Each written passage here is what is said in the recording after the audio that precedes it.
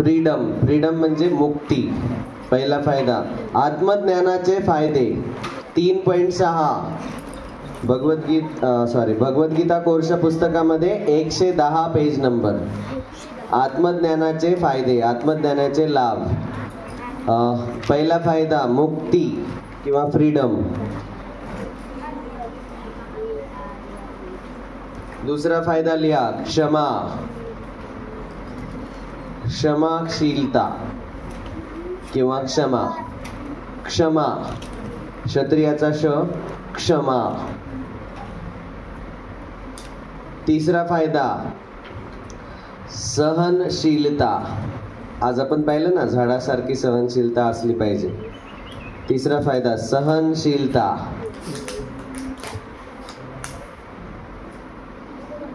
चौथा फायदा निर्भयता. निर्भय म्हणजे कसली भीती नसणे. ज्याला आत्म्याचं ज्ञान आलं त्याला कसलीच भीती नसते. निर्भयता, निर्भयता चौथा फायदा. आणि पाचवा फायदा एकाग्रता.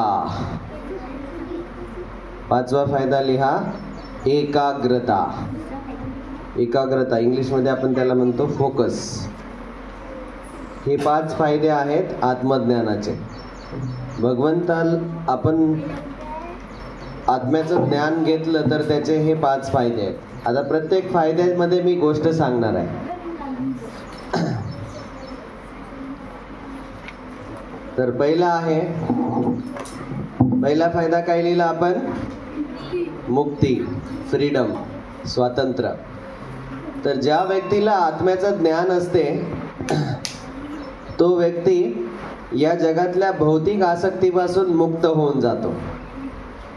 भौतिक आसक्तीपासून तो मुक्त होतो. तो या शरीराला आसक्त राहत नाही. हा फायदा आहे आत्मज्ञानाचा.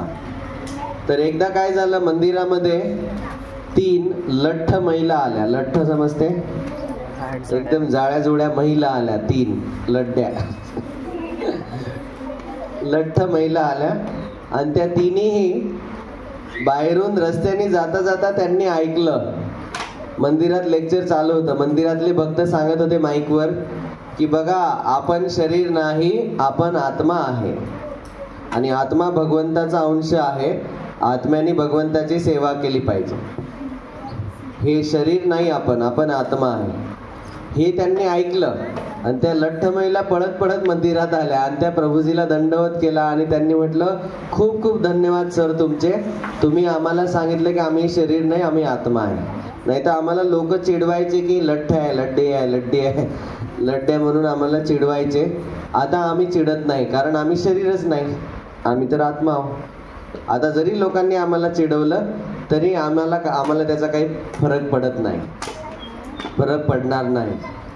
याचा अर्थ कारण की आपण शरीर नाही. तर बऱ्याचदा लोक तुम्हाला चिडवतात, ओ ठेंगण्या, ओ लड्ड्या, ओ बारक्या. हे शरीराचे आकार वेगवेगळे असतात. शरीराला चिडायचं का नाही? आपण शरीर आहे का नाही? आपण कोण? आत्मा आहे. जरी चिडवलं कोणी, कधी कधी एखाद्या व्यक्तीचा डोळा तिरपा असतो, त्याला तिरप्या म्हणतात. तर काही नाही, हे शरीर नाहीच आहे. आपण आपल्याला चिडवा, म्हणा म्हणणाऱ्याच तोंड दुखेल, त्यांना म्हणू द्यायचं. आपण कधीच चिडवून घ्यायचं नाही, कारण आपण शरीर नाही, आपण आत्मा आहोत. आता बघा, मी तुम्हाला एक प्रश्न विचारतोय, त्याचं उत्तर सांगायचंय. एका प्रश्नातच 3 गोष्टी विचारत आहे मी. समजा एक कार आहे आणि त्या कारला एका ट्रकनं उडवलं, त्या कारचे पुरे चिथडे झाले, तुकडे झाले. आता पहिला प्रश्न, समजा ती कार जर तुमची असती तर काय झालं असतं? काय झालं असतं सांगा ना. हा, त्या ट्रकवाल्याबद्दल तुमच्या मनात द्वेष निर्माण झाला असता आणि तुमची कार तुटली म्हणून तुम्हाला दुःख झालं असतं की नाही?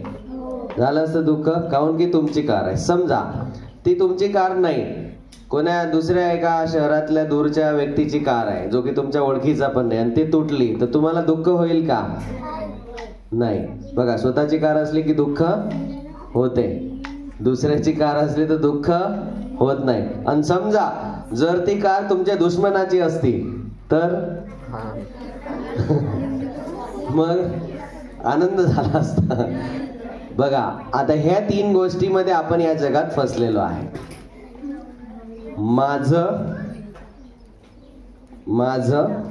माझी कार असली की काय होते? दुःख होते. जेव्हा मी म्हणतो माझं, हे माझं, ते माझं, माझं म्हणतो आणि हे माझं म्हणण्यामध्ये आपण दुःखी होतो, आपण आसक्त होतो त्या गोष्टीला.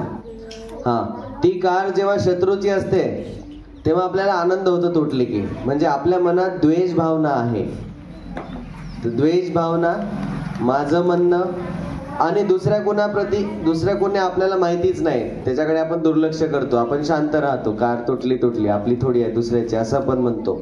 तर ह्या 3 गोष्टीमध्ये आपण फसलेलो आहे. माझं म्हणणे, शत्रूचा द्वेष करणे आणि तिराईत व्यक्तीकडे दुर्लक्ष करणे. या 3 गोष्टीमध्ये आपण या जगात फसतो आणि आपल्याला 3 वेगवेगळ्या प्रकारचे भेटतात. जर माझी कार तुटली असती तर मला दुःख झालं असतं, दुसऱ्याची तुटली नसती तर मी शांत राहिलो असतो, आणि शत्रूची तुटली असती तर मला आनंद झाला असता. या 3 गोष्टीमध्ये आत्मा फसून जातो. पण ऍक्च्युली आपण, आपल्या मनात द्वेषही नसायला पाहिजे, आपल्या मनात त्या स्वतःची कार असली तरी त्या कारबद्दल आसक्ती नसायला पाहिजे. ह्या 2 वेगवेगळ्या गोष्टी आहेत. एक असते आसक्ती असणे आणि एक असते द्वेष करणे. आसक्ती आणि द्वेष हे दोन्ही आपल्याला या जगात फसवून ठेवतात. आपण जन्ममृत्यूच्या चक्रात फसून राहतो. म्हणून द्वेष नाही करायला पाहिजे आणि आसक्ती पण नाही ठेवायला पाहिजे. काही लोक आसक्त असतात की मला शरीर उंच आहे, बुटका आहे, काळा आहे, गोरा आहे, कुरूप आहे, निर्धन आहे. कोणाला वाटते गरीब आहे, लोकांना मला गरीब नाही म्हटलं पाहिजे. अरे बाबा, कर्मानुसार तुला पैसे या जन्मात कमी भेटले, काय फरक पडतो? कर्म म्हणून स्वीकारायचं आणि पुढे जायचं. आत्मा आहोत आपण, शरीर नाही आहे. काळा, एखाद्या व्यक्ती सावळा असतो, देवाने दिलं शरीर, गिफ्ट आहे ते, देवानं दिलेल्या गिफ्टला स्वीकारायचं, काय फरक पडतो? तर लोक शरीराला आसक्त होतात, मी गोरा काऊन नाही. आणि गोरे लोक ते मी बघतो अमेरिकेतले गोरे लोक सावळे होण्यासाठी ते काळ्या कलरचे हे लावतात, क्रीम लावतात की थोडं सावळं झालं पाहिजे, आणखी इतकं गोरं नाही पाहिजे. आणि भारतातले लोक गोरं होण्यासाठी याचा अर्थ काय? अजूनही आपण शरीराला आसक्त आहे, अजूनही म्हणतो, आपल्याला वाटते की मी हे शरीरच आहे. भगवंतानी जसं दिलं तसं बेस्ट आहे. ते सावळं असं शरीर की गोरं असो, ते बेस्ट आहे. मला भगवंताने गिफ्ट दिले, कोणी काही म्हणो. आले लक्षात? आपण जर शरीराला आसक्त असलो तर आपल्याला दुःख होईल, आणि आपण जर आसक्त नसलो तर दुःख होणार नाही. म्हणून पहिला फायदा आहे फ्रीडम, म्हणजे मुक्ती. दुःखातून मुक्ती होते जर आपण आत्म्याचं ज्ञान शिकलो तर. आपण या शरीराला आणि शरीराशी निगडीत गोष्टीला आसक्त होत नाही, त्यालाच म्हणतात मुक्ती, आसक्तीपासून मुक्ती. दुसरा फायदा आहे क्षमा. बघा, बऱ्याचदा काय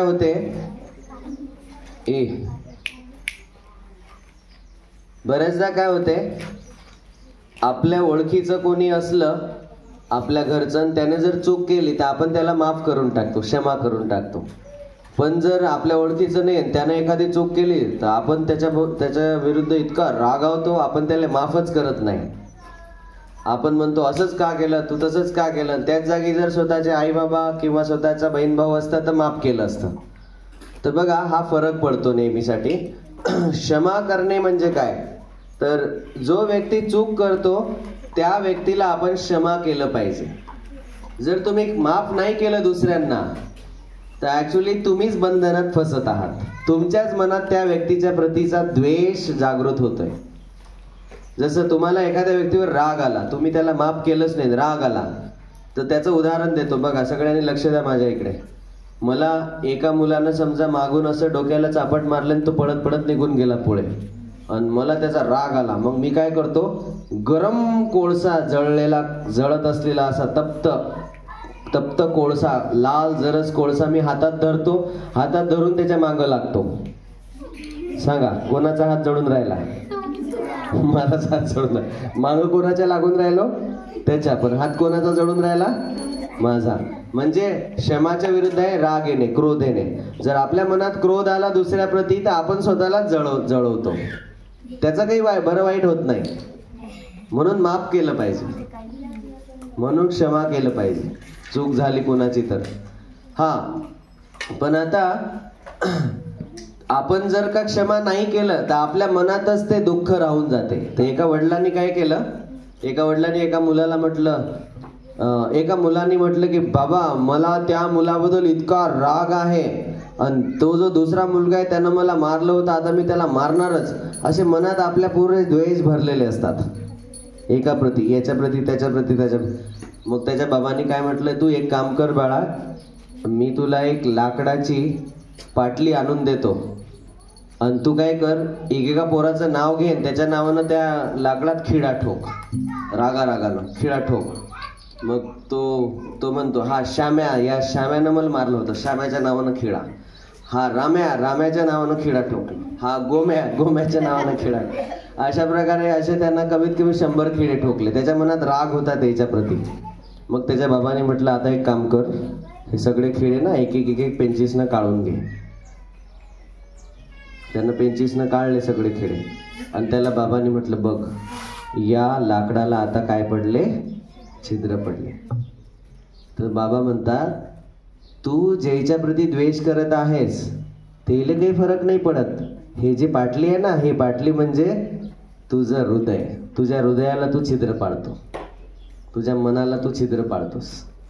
दुसऱ्यांचा द्वेष करणे म्हणजे आपणच स्वतःच्या हृदयाला खिळा ठोकून राहिलो.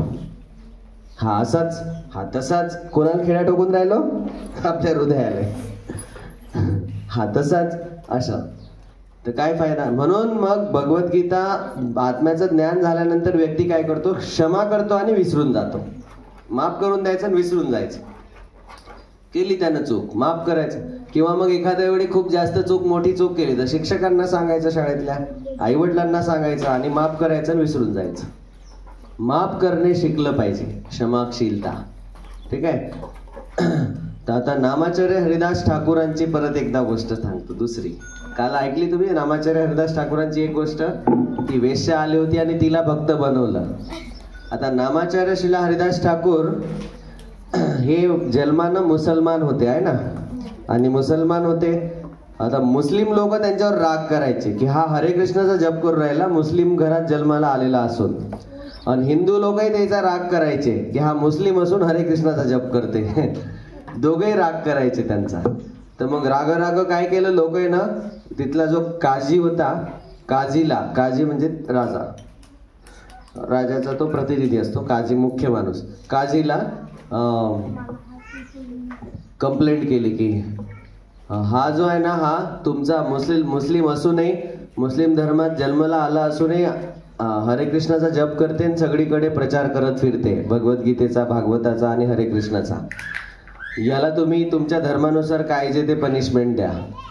मग काजी एकदम कट्टर मुसलमान होता. त्याने म्हटलं, बोलवा त्या हरिदास ठाकूरले. सगळे समोर प्रस्तुत केलं दरबारात.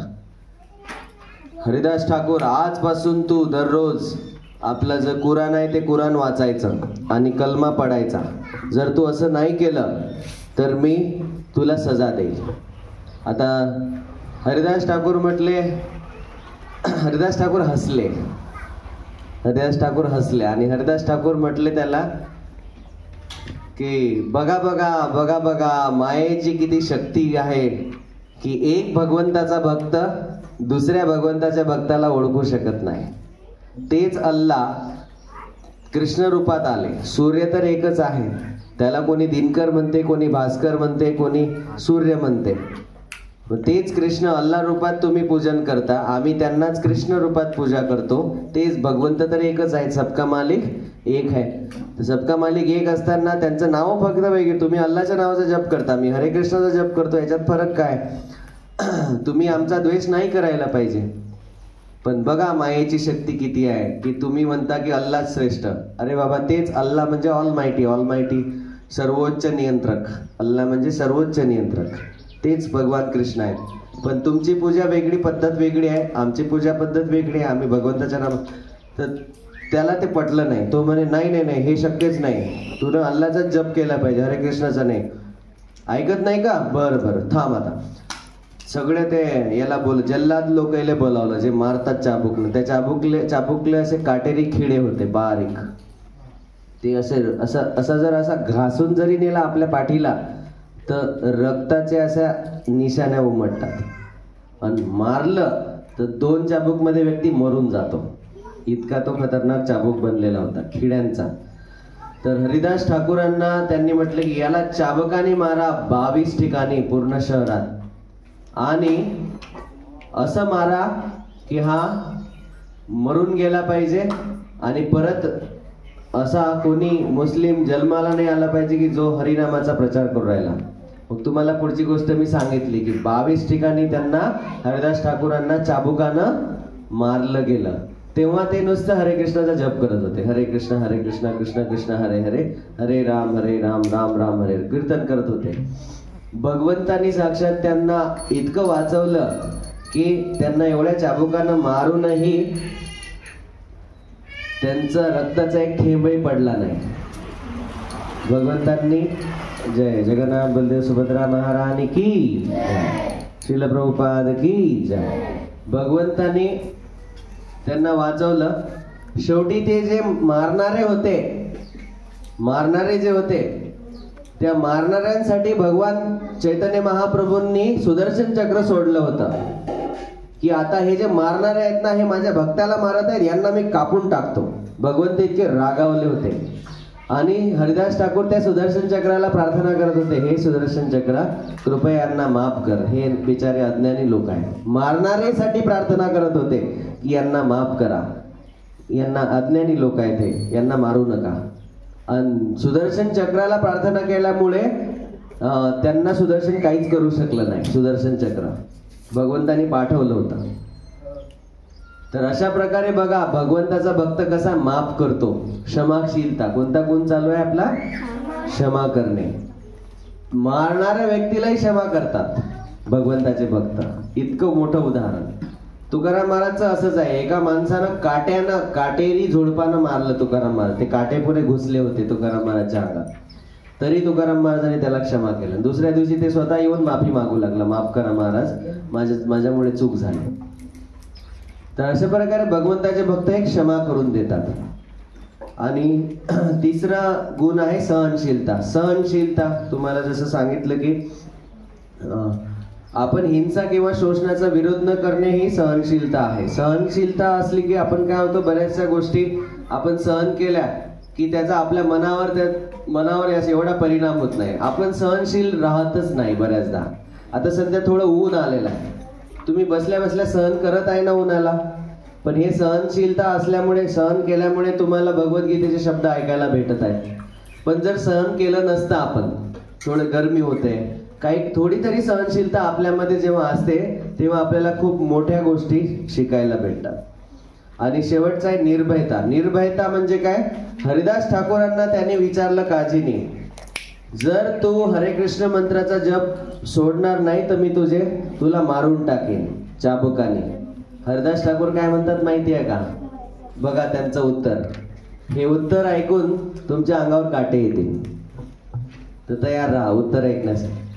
नामाचार्य हरिदास ठाकूर म्हटले, हे काजी महाराज, तुम्ही जर माझ्या शरीराचे तुकडे तुकडे जरी केले, हजारो तुकडे छोटे छोटे बारके केले, तरी प्रत्येक माझ्या शरीराच्या तुकड्या तुकड्यामधून तुम्हाला हरे कृष्ण मंत्राचा जप ऐकू येईल. हरे कृष्ण कृष्ण कृष्ण हरे हरे, हरे राम राम राम हरे हरे. तरी मी हरे कृष्ण मंत्राचा जप सोडणार नाही. माझ्या प्रत्येक शरीराच्या तुकड्यातून हरे कृष्ण मंत्राचा जप निघेल. असं त्यांनी काजीला उत्तर दिलं. बघा, तर याला म्हणतात भगवंताचे भक्त. ते सहनशील असतात, सहन स्वतःवर करून घेतात. मारा तुम्ही मला, पण मी भक्ती नाही सोडणार. निर्भयता, हा चौथा गुण मला सांगायचा होता, निर्भयता. भगवंताचे भक्त निर्भय असतात, बिलकुल भीती नसते त्यांना. कोणा मारलं तरी चालते, पण मी नाही सोडणार माझ्या भगवंताला. मग प्रल्हाद महाराजांचं उदाहरण तुम्हाला माहिती आहे. हिरण्यकश्यपूने त्याला किती प्रकारे मारण्याचा प्रयत्न केला. सांगते कोण कोण सांगू शकते कशा प्रकारे मारण्याचा प्रयत्न केला? सर्वात आधी प्रल्हादाला हिरण्यकश्यपूने तू जर ओम नमो भगवते वासुदेवायचा जप करायचे, भगवंताच्या नामाचा जप करायचे प्रल्हाद महाराज, आणि त्याचे बाबा हिरण्यकश्यपू राक्षस होते. ते म्हटले प्रल्हादाला की तू जर जप केला तर मी तुला मारून टाकेन. कशा प्रकारे मारण्याचा प्रयत्न केला सांगा ऐके. पहिल्यांदा त्यांना सापांमध्ये टाकलं, त्या सापांना पण त्यांनी हरे कृष्ण म्हणायला लावलं, आणि ते साप पण असे हालू लागले, कीर्तन करू लागले. बघा प्रल्हाद महाराजांच्या भक्तीमध्ये किती शक्ती आहे. दुसरं आणखी, ते भिले नाहीत सापांना, याला म्हणतात निर्भयता. त्यांना माहिती आहे मी आत्मा आहे, मी शरीर नाही. शरीर तर मरणारच आहे एखाद ना एका दिवशी. भगवंताची इच्छा असली तर ते मला मारतील, इच्छा नसली तर मी मरणार नाही. ते म्हण आहे ना मराठीत, देव तारी त्याला कोण मारी. अशा भावनेमध्ये ते नुसतं जप करत होते. ओम नमो भगवते वासुदेवाय, ओम नमो भगवते वासुदेवाय, कंटिन्यूअस जप करत होते प्रल्हाद महाराज. त्यांनी कधीच भगवंताचा विसर पडू नाही दिला. त्यांना सापाच्या याच्यात टाकलं, ते गरम तेलाच्या कढईत टाकलं, ते तेलाचे फुलं झाले. होलिका, त्यांची आत्या होती होलिका, तिनं मांडीवर घेऊन त्यांना जाळण्याचा प्रयत्न केला. बिचारी तीच जळली, प्रल्हाद महाराज जिवंत राहिले. तिथे ओम नमो भगवते वासुदेवाय. प्रल्हाद महाराजांना नंतर हत्तीच्या पायाखाली तोडवण्यात आलं. हत्तीनं पाय केला, आणि जसं प्रल्हाद महाराजांनी प्रणाम केला, हत्तीने त्यांच्या डोळ्यात बघितलं, हत्तीने दंडावर प्रणाम केला, हत्ती निघून गेला. बघा भगवंताच्या भक्ताला हत्तीने पण, त्यांना वरून पर्वतावरून टाकून दिलं, पर्वतावरून वरून टाकून दिलं प्रल्हादाला, तरी भगवंताने त्यांचं रक्षण केलं, काही इजा नाही झाली. ते खाली पडले, भगवंताने त्यांच्या शरीराचं रक्षण केलं, आणि परत उभे राहिले. ओम नमो भगवते वासुदेव परत मंत्र म्हणत म्हणत घरी वापस आले. सगळ्यांना आश्चर्य ना, याला पर्वतावरून फेकून दिलं होतं आम्ही आताच, इतक्या वरून फेकल्यावर कोणीच जिवंत राहत नाही. प्रल्हादाला फेकून दिलं, हा कसा काय जिवंत वापस आला, काहीतरी शक्ती आहे. मग हिरण्यकश्यप म्हणतात, कोण आहे तुझी शक्ती, कुठे आहे, दाखव मला. ते म्हणतात ते सगळीकडे आहेत. मग या खांब्यात आहे का. मग हिरण्यकश्यपूला प्रल्हाद म्हणतात, हो सगळीकडेच आहे, या खांब्यात पण आहेत, या खांब्यात पण आहेत. हा भगवंताचा भक्ताचा शब्द खरा ठरवण्यासाठी भगवंत त्या खांब्यातून प्रकट झाले. कोणते भगवंत, नरसिंह भगवान की. आणि खंबा तोड चिरफाड ऑपरेशन, खंबा तोड चिरफाड ऑपरेशन मग त्यांनी केलं. बघा भक्तासाठी भगवंत खंब्यातून पण प्रकट होऊ शकतात. आपला आहे विश्वास, एवढा विश्वास आहे आपला. आपला विश्वास असला पाहिजे, म्हणून आपण दररोज नरसिंह आरती न चुकता म्हणतो, कारण नरसिंह भगवान आपलं रक्षण करतात. म्हणून आपण निर्भय असलो पाहिजे, भीती नसली पाहिजे. भगवंत नेहमी रक्षण करतात भगवंताचं. प्रॉमिस केलेली आहे भगवंताने. कुठं प्रॉमिस केलेली आहे, भगवद्गीतेत अर्जुनाला सांगतात, नमे भक्त प्रणश्यती. अर्जुना, सगळ्या जगाला सांग की मी माझी प्रतिज्ञा तोडीन पण तुझं रक्षण करीन.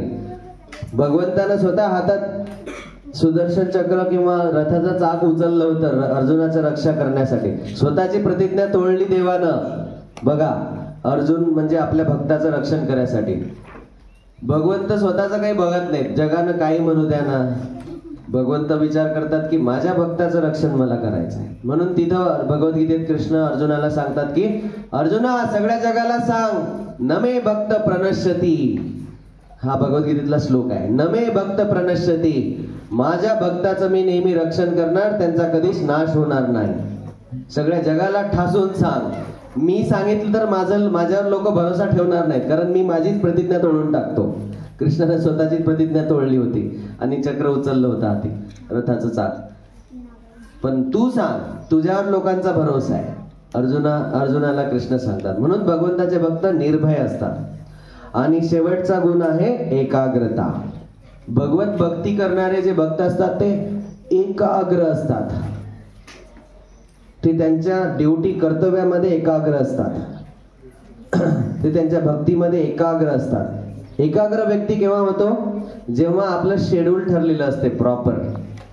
उठण्याची वेळ, झोपण्याची वेळ, अभ्यासाची वेळ, शाळेत जाण्याची वेळ एकदम फिक्स असते. आरतीची वेळ, जप करण्याची वेळ फिक्स असते.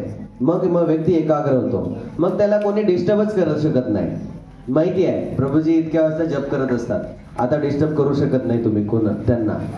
आपला वेळ सगळ्यांना माहिती असला पाहिजे की हे इतक्या वाजता उठतात, इतक्या वाजता जप करतात, इतक्या वाजता आरती करतात, इतक्या वाजता शाळेत जातात, इतक्या वाजता अभ्यास करायला बसलेले असतात. याला म्हणतात एकाग्रता, फोकस. आत्म्याचं ज्ञान असलेला जो व्यक्ती आहे तो आध्यात्मिक गोष्टीसाठी पण एकाग्र असतो. भौतिक जगातले लोक किती सारे एकाग्र असतात पैसा कमावण्यासाठी, धन कमावण्यासाठी. इतके एकाग्र असतात की ते आपल्या आरोग्याकडे दुर्लक्ष करतात. ज्यांना आत्म्याचं ज्ञान नाही ते धन कमावण्यासाठी इतके एकाग्र असतात की ते तब्येत खराब असली तरी कामधंदा करतात. पण जे भगवंताचे भक्त आहेत ते इतके एकाग्र असतात की त्यांची तब्येत जरी खराब असली त्यांचा जप सुटत नाही. एक आपले इस्कॉन मधले भक्त होते, त्यांना व्हेंटिलेटरवर ठेवण्यात आलं, ऑक्सिजन लावण्यात आला होता. त्या व्हेंटिलेटरवर झोपून गादीवर त्यांनी माळ मागवले आणि झोपल्या झोपल्या हरे कृष्ण मंत्राचा जप केला. गादीवरच 16 माळी जप त्यांनी सोडला.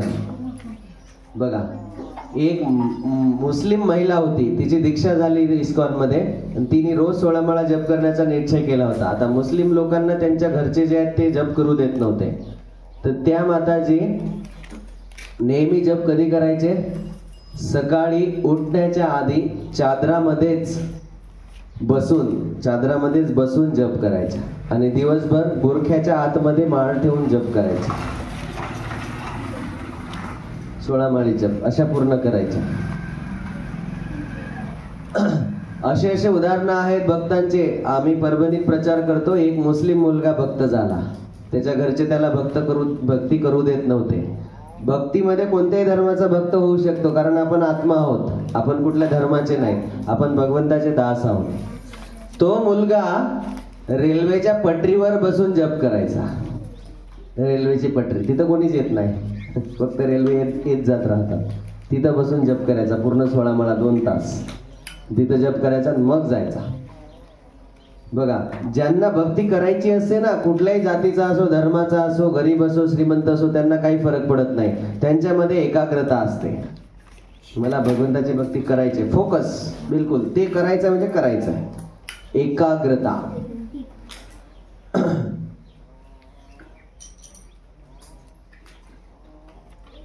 एका असंच झालं होतं ऍक्च्युली, की काय झालं, एका